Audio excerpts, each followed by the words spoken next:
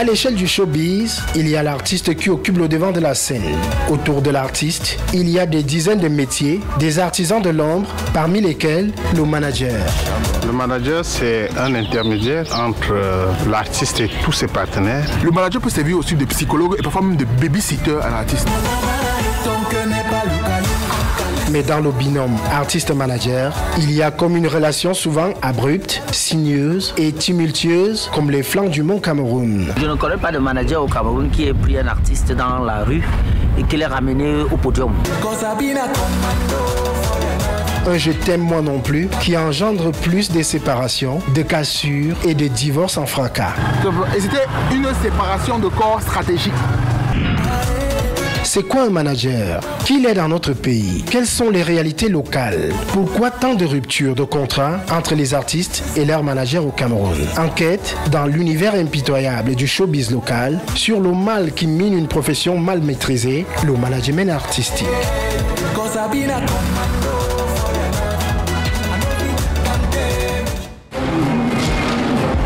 La guerre, un vilain mot. Mesurons-nous souvent le mal que ces 6 lettres causent à notre existence? Pas si sûr. Si tel était le cas, nos artistes et leurs managers n'allaient pas gratifier le showbiz local de scènes aussi dramatiques. Avril 2020, l'artiste Tati Eyong, déjà auteur d'un album, d'une mixtape et d'un single, prend son envol pour un deuxième album studio. La danseuse, chorégraphe et chanteuse sera dézinguée plein ciel au moment de publier le clip Sacré Maman, bloqué carrément sur YouTube. Des indiscrétions révèlent alors des tensions avec son manager. Je suis grandement navré de vous faire témoin de l'échec du travail que nous avons abattu jusqu'à ce jour. Des ruptures comme des digues qui cèdent sous l'intensité de la pression des eaux. Le milieu artistique camerounais en a connu ces dernières années concernant les artistes et leurs managers. On peut citer les cas Magasco et Daxi avec Empire de Pete Bacardi. Le cas de l'artiste Shura qui a vu tous ses projets bloqués par le label Steven Music. Le cas Patrick Fion, encore appelé Pat Levis et Malox. Quand un brin de succès se présente, l'artiste est submergé par des soi-disant amis. J'ai tourné une fois avec Malox et j'ai vu comment il fonctionne avec son staff. J'ai compris que ça ne va pas mettre long, quoi. Quand le staff n'a plus véritablement une emprise sur l'artiste, il faut quelqu'un, tu vois, qui quand il parle à l'artiste, il baisse la tête, quoi. Beaucoup de personnes ne nous ont pas aidés à gérer cette crise-là. Malox commence à travailler avec Patou. Patou n'est pas dans le même rythme que les gars, quoi. Tu vois, Patou, il a de l'expérience, il a un carnet d'adresse qui fonctionne. Donc lui ne va pas s'encombrer des plans des gars qui disent ouais, on pense qu'on peut faire comme ça. Et le mec, lui, il est dans le business. Le cas Krao à Tangana et Kopo. On ne se parlait plus, il n'y avait plus de communication, chacun était dans son coin et c'est arrivé. Kopo et Krao, c'était des potes. Je ne sais pas s'il y avait vraiment un travail de management derrière, quoi. Dans le cas Tafis et Ténor, il y a eu divorce, puis 2 ans après, réconciliation. Je me souviens qu'on avait tourné une émission de Yagato juste avant une séparation. Tu sais que tu es intelligent, non? Mais l'intelligence n'est pas la sagesse. Parfois, comme dans toutes les relations, parfois on se dit que non, on a besoin un peu d'aller voir ailleurs, de respirer un coup. On se dit que de voir des idées claires. À un moment, quand l'artiste commence à avoir le sentiment qu'il tourne en rond, il s'en prend toujours au manager, quoi. Pour préserver nos rapports, il fallait d'abord marquer un temps d'arrêt, le temps de voir clair. Mon mec, c'était peut-être un enfoiré, mais ce que j'ai n'assure pas, donc retour à la case départ. La liste n'est pas exhaustive. L'harmonie entre artistes et managers, 2 mondes différents mais complémentaires, est devenue exceptionnelle à cause des caprices des stars et des incompatibilités d'humeur. Chaque prétexte est bon pour se débarrasser de l'autre. L'entrepreneur culturel Guy-Marc Tony Meufeu lui-même ancien manager du Caillou Band, dans une tribune libre, laisse entrevoir que quand ça buzz, les artistes devenus stars ont souvent une petite phrase usuelle pour annoncer la fin d'une collaboration avec le petit manager qui a souvent bravé difficultés et humiliations. Grand frère, je cherche un vrai manager. Va donc savoir ce que l'on met dans vrai manager. Un bon manager, c'est quelqu'un qui a déjà un super carnet d'adresses, quelqu'un qui sait exactement comment on fait un plan de développement de carrière. Sandrine Nanga a choisi de collaborer de façon ponctuelle avec un manager artistique. J'ai commencé dans la musique en manageant. J'ai commencé par manager l'artiste Mabel Fa, qui a été le sujet de ma soutenance à ma licence. Ça allait être aussi un gâchis de ne pas mettre cet amour-là à profit pour ma propre carrière. Finalement, votre manager vous sert à rien alors? Non, il me sert. Même si on fait des réunions en back-office, je ne peux pas aller en tant qu'artiste moi-même parler dans certains endroits ou bien... Donc c'est plus lui qui me représente officiellement. Et il y a beaucoup d'idées qu'il donne que moi je n'ai pas. Une option que l'humoriste et animateur télé Major AC a aussi préférée. Les gars font simplement de la récupération. Quand tu t'appelles déjà tel, c'est en ce moment qu'ils viennent tous s'agripper dessus parce qu'ils savent que tu es sollicité. Mais c'est la faute à la méconnaissance, puisque moi je pense que ma relation avec mon manager, c'est seulement quand je fais le buzz. Généralement, le manager doit te prendre depuis la source. Il t'accompagne, et quand tu as ton succès, il peut se targuer de dire voilà mon artiste que moi j'ai managé depuis le début. Mais imaginez-vous quelqu'un qui vient vous prendre quand vous êtes au sommet de votre gloire et qui vous propose des marchés chaque samedi et il y a un mariage ici. Et généralement, ces managers partent quand vous n'êtes plus au sommet de votre gloire. Le gars, lui, s'en va. Il s'accroche maintenant sur l'autre, sur un autre qui marche. Ouais, tu vas faire le média tout, ça va buzzer. Non, je veux dire que ça, c'est 5% du travail du manager, quoi. C'est quoi un manager et quel est son rôle? Un manager, c'est celui-là qui est chargé du développement de carrière d'un artiste. Il est le représentant légal de l'artiste. Il y a le day-to-day manager qui gère l'emploi du temps. Road manager, c'est lui qui voyage avec l'artiste. Il y a le tour manager, lui, il gère genre la musique quand l'artiste voyage. Le bonus manager, le manager qui part vers des marques. Le finance manager, c'est lui qui gère l'argent qui entre. Et le booking manager, le booking agent, c'est lui alors qui prend tous les bookings de l'artiste. Le manager doit s'entourer de plusieurs professionnels dont les connaissances ou les aptitudes spécifiques concourent à développer, travailler, booster l'image de son artiste. Il faut rencontrer des gens qui vont investir sur ce projet. Il faut rencontrer les médias, des gens qui sont sensibles au projet de l'artiste, mais surtout, il faut avoir un calendrier, mais un calendrier qui peut s'étaler sur 10-50 ans. Sauf que chez nous, le contraste est tellement saisissant. Quand tu rencontres des managers qui ne peuvent pas te parler de droits d'auteur, qui ne savent rien du fonctionnement de la filière musicale. Mais alors, comment devient-on manager artistique au pays de Charlotte Dipanda? Si tu enlèves la passion et l'engagement, il n'y a pas un profil. Il y a des mecs qui sont complètement illettrés, mais qui ont la rage. Beaucoup de personnes pensent qu'être manager, c'est juste, tu sais quoi, tu es backstage avec les artistes pendant un show, tu prends des photos, tout ça, tu es bien bon, on te connaît sur les réseaux comme le manager de XYZ. Et c'est malheureusement à ce niveau-là que la plupart des jeunes managers au Cameroun pêchent. On ne peut pas dire que les managers sont des porteurs de sacs par excellence, non, ou alors des décrocheurs de téléphone. C'est l'image que certains managers veulent renvoyer à la société.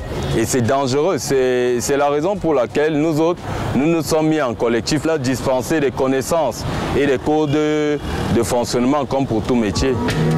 Se former pour se faire de l'argent sur une passion qui nécessite d'être patient, le parallèle est tout trouvé. L'argent, le levier de tout engagement, le réconfort après l'effort. Au pays de Talandré Marie, le gain du manager se négocie généralement à la commission. Il y a des artistes newcomers qui sont en développement, chez qui je prélève plus que je ne prélève sur un artiste qui a une renommée internationale. 15, 20, 25, 30 maximum, 30%. Moi je travaille beaucoup avec Pani. Normalement 20% parce qu'elle te ramène vraiment, elle te met à ton niveau. Chop chop pareil. Thierry Bojoko, pareil. Quelqu'un d'autre ne va pas me donner un contrat. Pendant que je dois donner le pourcentage à cette personne, je dois aussi donner le pourcentage au manager. Dans la logique du partenariat, artiste comme manager, chacun va de sa sensibilité pour opérer un choix de travailler avec un tel. Un jeune peut me proposer, comme j'en reçois tout le temps, une chanson via mon WhatsApp, je l'écoute, je suis émerveillé, mais après, je ne m'arrête pas à ce talent-là. Je cherche à rencontrer le jeune, on échange et tout. En fonction de ma perception, du retour que j'ai de la conversation, je peux prendre une décision de fonctionner avec lui ou pas. J'ai besoin d'un manager, tu connais qui? Ah non, je connais, disons, Eva.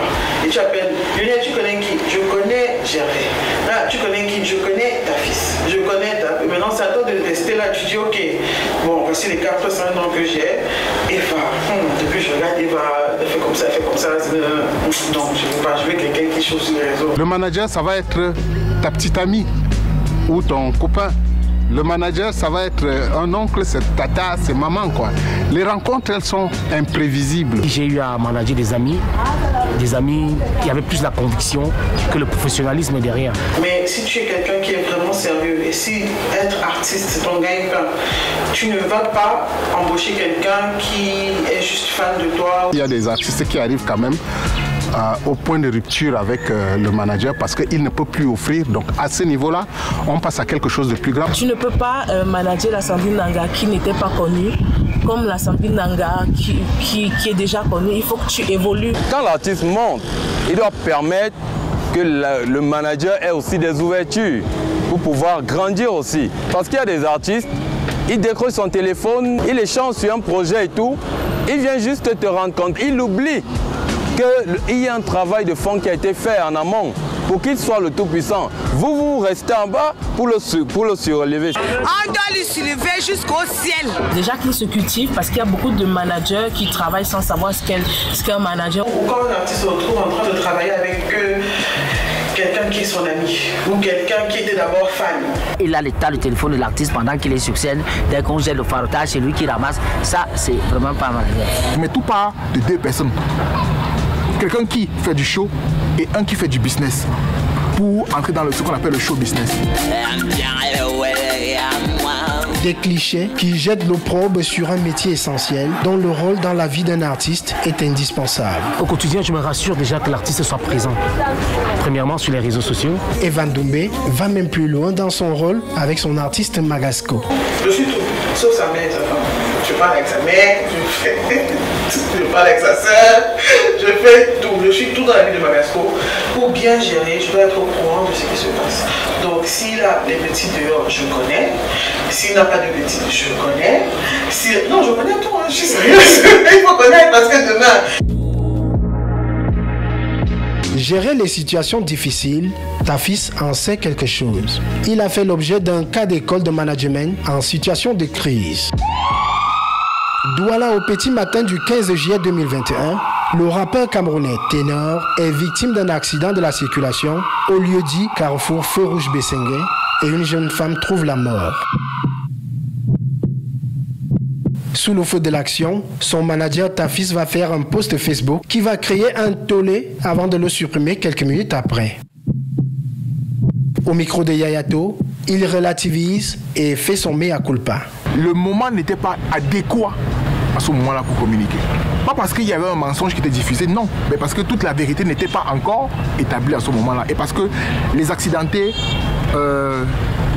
qui étaient rescapés n'étaient pas encore dans la capacité de pouvoir dire ou rétablir les faits. Je tiens profondément à regretter le décès d'une de nos fans, d'une des fans de Ténor qui était présente lors de la séance photo après le concert de Ténor. Ténor et l'ami qui l'accompagnait sont pris en charge en ce moment. C'est beaucoup plus une leçon que nous avons appris et que nous sommes déterminés à enseigner aux autres, à nos jeunes frères, que lorsqu'une information est à chaud, il faut s'abstenir de commenter et pratiquer très souvent ce qu'on appelle le silence présidentiel. Il était accompagné d'un chauffeur, un ami, et il prenait le soin de raccompagner certains fans après une séance de photos à la suite de son spectacle. On peut vous traiter de menteur sans toutefois savoir quelle était votre vérité à cet instant-là.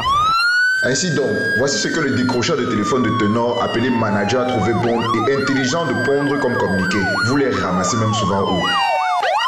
2 semaines après les faits, Ténor est interpellé par la police et placé en détention provisoire à la prison de New Bell. Commence alors une gestion pénible et difficile pour un manager. Le rôle du manager n'est pas de mentir, mais de pouvoir assister son artiste dans la vérité. Le rôle du manager, c'est de pouvoir aider son artiste à pouvoir soigner les cœurs.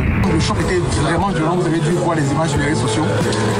Tout ce que je souhaite, c'est que tout le monde puisse entrer en prière, trouver le moyen de pouvoir tourner cette page noire de sa vie et de son histoire afin de regarder dès l'avenir, afin de pouvoir mieux construire et afin qu'il puisse être ce modèle-là qui puisse avertir les autres de ne pas commettre les mêmes erreurs.